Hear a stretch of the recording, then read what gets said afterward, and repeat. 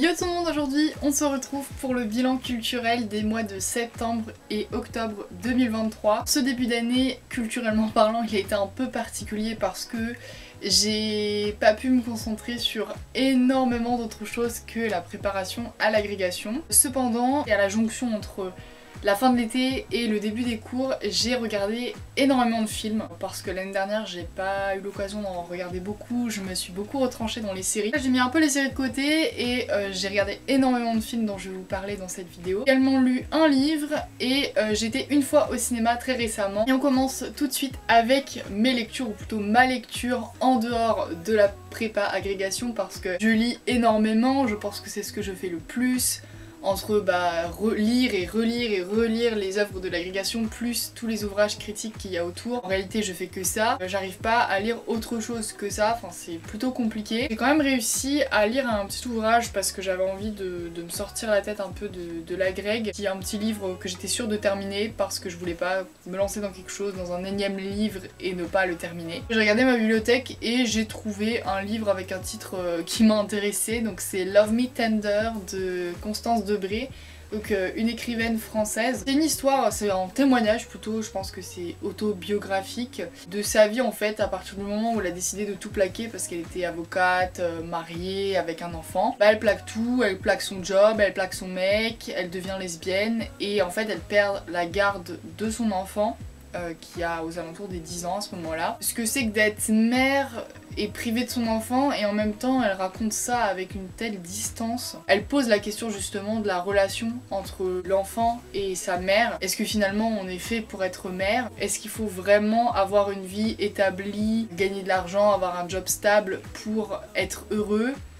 Est-ce qu'il faut vraiment correspondre aux attentes de la société, que ce soit du point de vue de l'orientation sexuelle ou du métier, pour être heureux? Et ce que j'ai apprécié dans ce livre, c'est que vraiment il y a une sorte de je m'en foutisme permanent. Et elle ose, elle risque tout.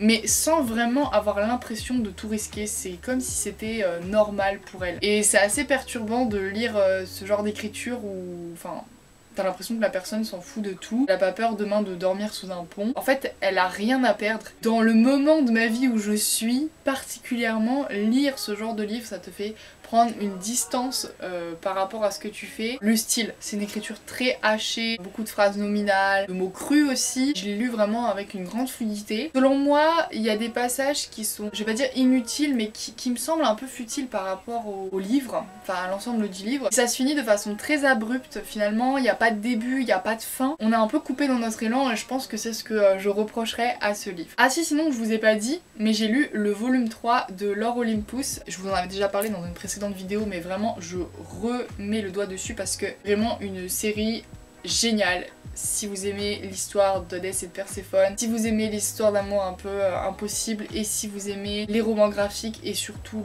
la beauté des couleurs et des graphismes, vraiment plongez dans cette saga. J'ai fini le volume 3, je vais commencer le volume 4, je sais pas quand mais un jour, et j'espère bientôt acheter le volume 5. Alors maintenant on va passer à la catégorie cinéma, puis on va finir avec ça parce que j'ai vraiment vu beaucoup de films. Je voulais commencer avant tout par le film que j'ai été voir au cinéma. Ça fait depuis février que je suis pas retournée au cinéma et j'attendais vraiment le film pour y retourner. Le film est sorti contre toute attente. Il s'agit de Killers of the Flower Moon de Martin Scorsese, donc avec mon Leonardo DiCaprio. Quand j'ai vu qu'il ressortait un film, je m'y attendais pas du tout.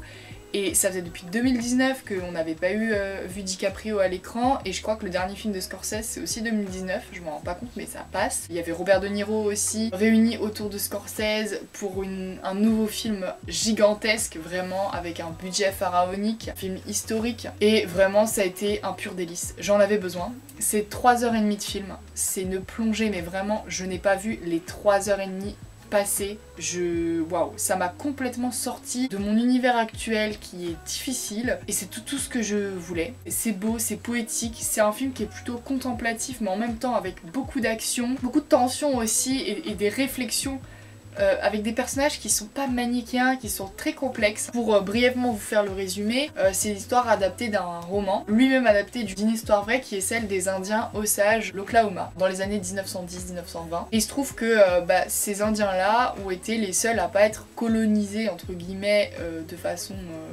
par la domination des Blancs, dans la mesure où ils ont découvert des gisements de pétrole à l'endroit où ils étaient, donc sur leur terre, et ils se sont appropriés ces gisements de pétrole, ce qui ont fait que les Indiens sont devenus paradoxalement extrêmement riches et que donc les Blancs sont venus à leur service.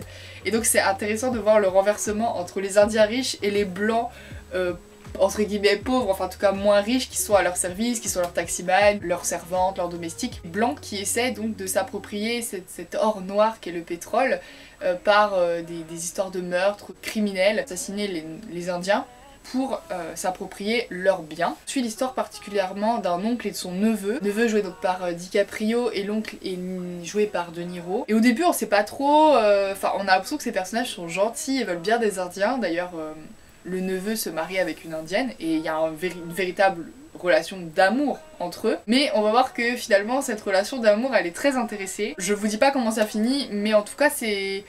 La fin elle est...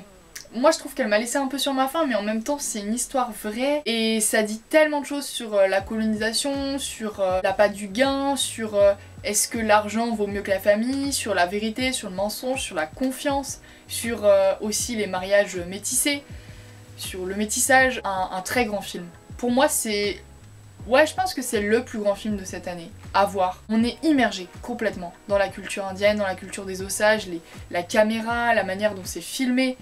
Tout nous immerge dedans. On est immergé pendant 3h30, on voit pas le temps passer. C'est toujours magnifiquement bien joué et je me donnerai une mention spéciale à l'actrice Lily Gladstone que je connaissais pas du tout, qui joue le rôle donc de l'indienne Molly, mariée à Ernest, donc joué par DiCaprio. Elle est imperturbable. Elle est imperturbable cette femme, c'est incroyable. Le jeu est vraiment incroyable. Je sais pas, le thème, bon j'adore ce qui se passe dans le passé, vous le savez, j'adore aussi l'histoire de western, etc. Mais là je sais pas, j'avais l'impression que c'était un peu particulier et c'est vrai, c'est pas complètement un western, c'est pas complètement un thriller policier, c'est pas complètement un film contemplatif, mais c'est tout ça mélangé. Bref, tout ça pour dire que si vous avez envie de passer un vrai bon moment de cinéma, allez voir ce film. Alors ensuite on va passer au film que j'ai regardé chez moi à la maison, une comédie française sous le même toit. C'est un film qui date de quelques années, bon c'est une comédie française assez potage, ça raconte l'histoire d'un couple, l'homme n'a pas d'argent pour partir de la maison. Ensuite j'ai vu Baby Driver,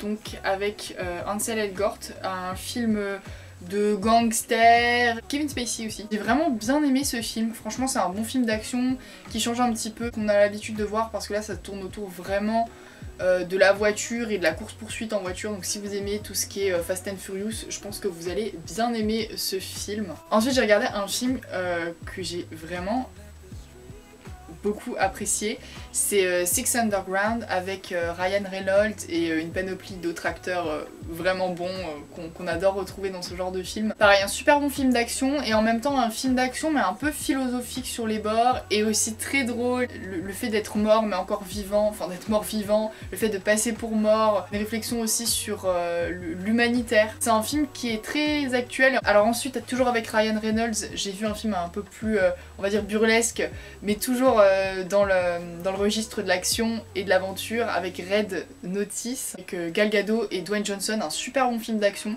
Très drôle, la question des voleurs d'œuvres d'art. Vraiment j'ai adoré ce film, on passe un bon moment d'action.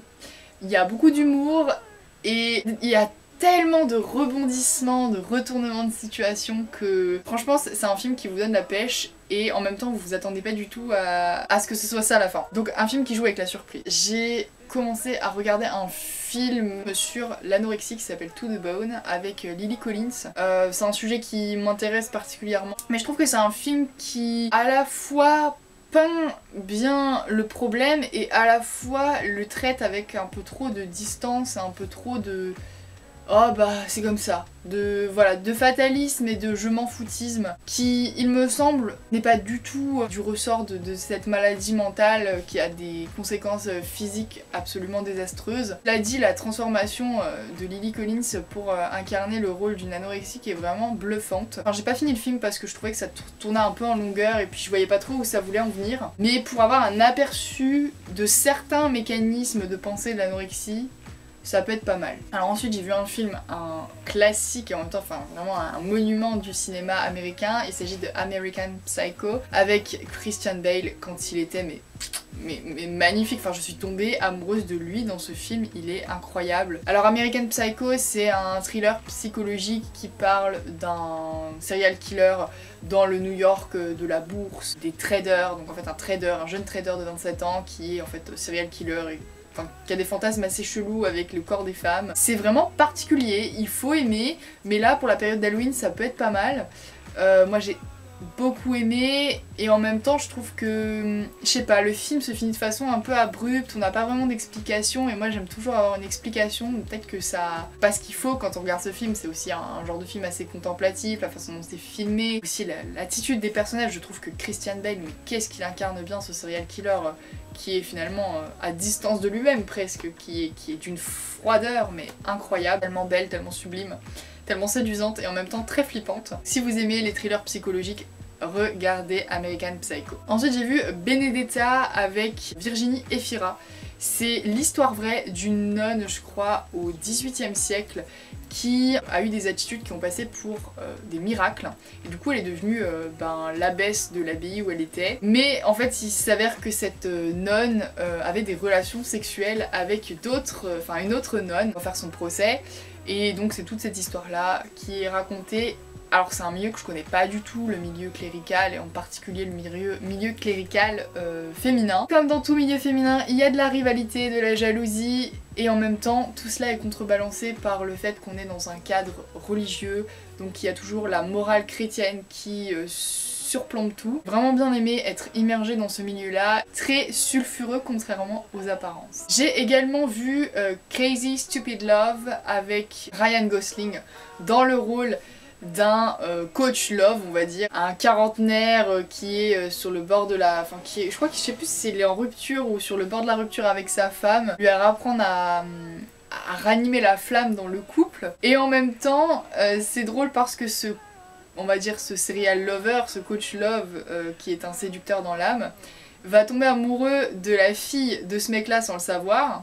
Sauf que le père il veut pas du tout que sa fille fréquente un mec qui est pas du tout fréquentable comme ça, alors qu'en même temps c'est son pote parce que c'est grâce à lui qu'il va finalement renouer avec sa femme. C'est une comédie américaine assez drôle. J'ai aussi vu La Petite Sirène qui est sorti en mai dernier et qui avait fait pas mal de bruit. C'est un film ma foi assez divertissant, ça casse pas trois pattes à un canard, mais quand on aime bien Disney, quand on aime bien les prises de vue réelles, l'adaptation d'animé en prise de vue réelle, quand on aime bien la musique aussi, et puis qu'on a envie de se détendre, c'est pas mal. Pour moi c'est loin d'être le meilleur Disney, surtout le meilleur Disney en adaptation en prise de vue réelle. Après voilà, les images sont très belles, je pense qu'au cinéma ça devait être sympa. Tout l'univers marin, océanique, on aime bien. Et je finirai par un film français, Jeanne du Barry de Maïwenn. Je voulais voir depuis super longtemps celui-là, je crois qu'il est sorti avant l'été aussi. Avec Maïwenn donc dans le rôle de Jeanne du Barry et Johnny Depp dans le rôle de Louis XV, donc grand retour de Johnny Depp au cinéma. Alors moi c'est un film que je voulais voir pour plusieurs raisons. Déjà c'est un film historique. Un film historique sur les rois de France. Et l'histoire de Jeanne du Barry, j'ai regardé énormément de documentaires sur elle, notamment le fameux Secret d'histoire de Stéphane Bern. Ça fait partie des maîtresses royales, donc je m'intéresse énormément à ce sujet là, et quand j'ai su qu'ils allaient sortir un film sur elle d'époque, un film d'époque, je me suis dit mais c'est génialissime, en plus on est de son point de vue. Enfin c'est vraiment elle qui est au centre de l'histoire, c'est pas Louis XV, même si Louis XV a une grande importance. C'est un film qui est extrêmement bien reconstitué, de beaux décors, de beaux costumes. Le duo improbable Johnny Depp-Maïwenn est vraiment bien joué, enfin je trouve que ça rend plutôt pas mal. Et si vous adorez les fresques historiques, mais vraiment allez voir ce film, et puis c'est l'occasion aussi de revoir Johnny Depp dans un tout autre registre. Moi ça m'a fait plaisir qu'il donne sa figure à l'histoire de France. Voilà pour ce bilan culturel, j'espère vous avoir donné quelques petites idées. Je vous retrouve très vite pour une prochaine vidéo.